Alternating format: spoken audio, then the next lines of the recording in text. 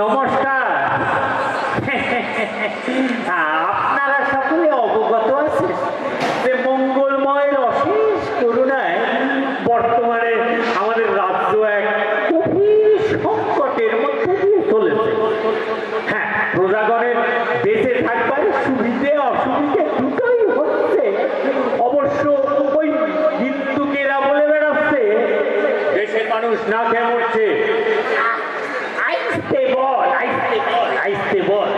সকলে শুনতে পাচ্ছে।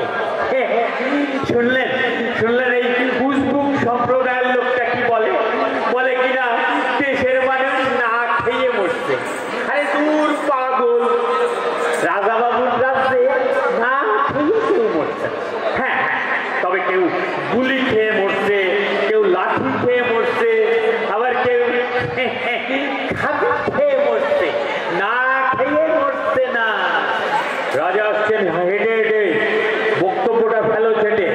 হ্যাঁ হ্যাঁ, যে কথা হচ্ছিল, এই আপনাদের এই প্রজাগণের সব অসুবিধে দেখে আজ মহান মহারাজ এই নগরীর প্রান্তে এক সভার আয়োজন করেছে।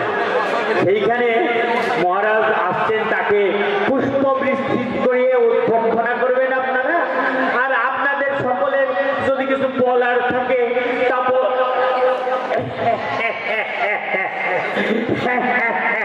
না না না, আপনাদের কিছু বলার নাই, আপনাদের বলতে চলতে দেওয়া চলবে না। হ্যাঁ, শুধু শুনে যেতে হবে, বুঝলেন? এই হচ্ছে কথা। মহারাজ আসছেন, আমি চললাম ওনাকে নিয়ে আসতে। আপনাদের কিছু বলতে চলতে দেওয়া চলবে না, বলতে চলতে দেওয়া চলবে না, বলতে চলতে দেওয়া চলবে না।